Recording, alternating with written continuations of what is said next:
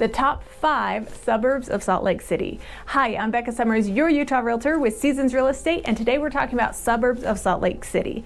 Now, to give some clarification, I'm talking about the 3 major counties that make up the Salt Lake Metro, which is Utah County, Salt Lake County, and Davis County. And my top 5 are picked for different reasons based off of different areas. So number 1 on the list is going to be the Harvard-Yale neighborhood in Salt Lake City, and it's just adjacent to downtown. I love it because it has older homes that are beautiful and charming and character. The roads are windy, it has tree-lined streets, just a beautiful area. It's called Harvard-Yale. It's named after the colleges across the country. So there's Harvard, Yale, Princeton, all the big colleges. You kind of get the vibe for it.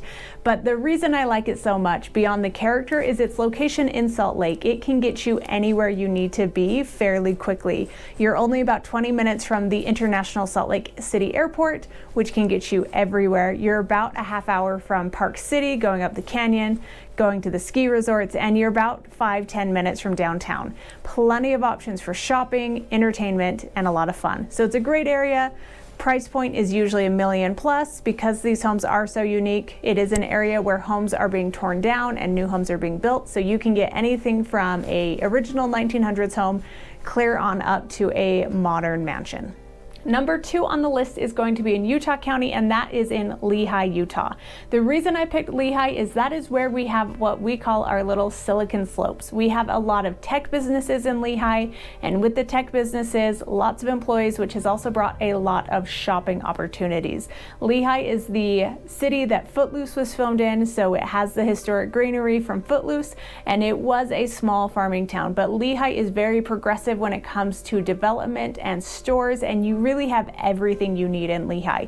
By size, Lehigh is the biggest city with square footage and land, and you have lots of options when it comes to housing. You have condos, single family homes, townhomes, new construction, older homes, homes with acreage. So really a good mix. You're only about a half hour to downtown Salt Lake, and you're about 40 minutes to the airport. So plenty of opportunity to get in and around, but you're not in Salt Lake County, which has the higher population than Utah County. For now, it is projected to continue to grow, but it's right at the north end of Utah County, so great access to Salt Lake, great access to shopping. Number 3 on my list is also in Utah County, and it is Spanish Fork. And the reason this one's on my list is it's a little more affordable in the grand scheme of things in Utah.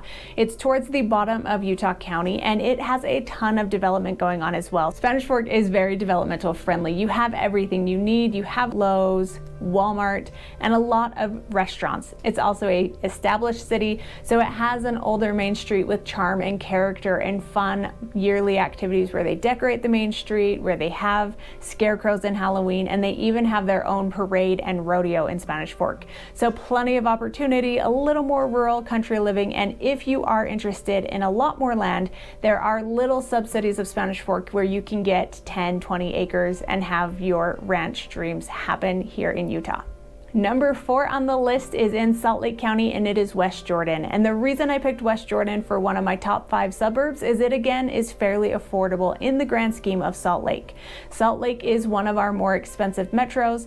It is the main area where people think, I'm moving to Utah, where should I go? They check out Salt Lake. And West Jordan gives you great access to Salt Lake without the budget or the price point. West Jordan was mainly developed in the 80s, 70s, 80s, and newer, so you have good quality homes that aren't super old that are going to need a ton of renovation. They're great little starter homes, and they have a good mix of condos, townhomes, rentals, and all the shopping you need. It's only about 20 to 30 minutes to the airport from West Jordan, and great access to everything in the valley. Before I get to my last one, make sure you are liking and subscribing to our channel to make sure you are getting updated on everything Utah, everything real estate. We'd love to guide you through the process and help you understand Utah a little bit better from a local Utah native. And the last one on my list is not actually a suburb, but it's kind of a rule of thumb when you're thinking about house shopping.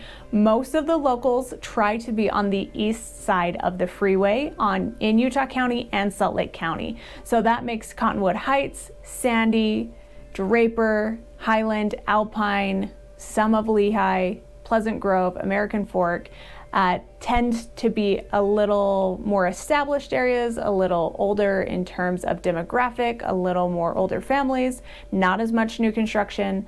Most of our new construction is on the west side of I-15 and the west side of both counties, and in Utah County down south also has quite a bit of new construction. So when you're looking at it, if you're wondering where the locals want to be, that's usually what happens. And then in Salt Lake, even further, they want to be east of State Street. So between the freeway I-15 and State Street, there's a little bit, that's where a lot of the commercial is, so not as much going on there housing wise, but State Street and east in Salt Lake County is kind of where the locals want to be. If you are researching Utah and looking to relocate, we would love to help you with your process. We help people go through the process of relocating all the time. We know exactly what it's like.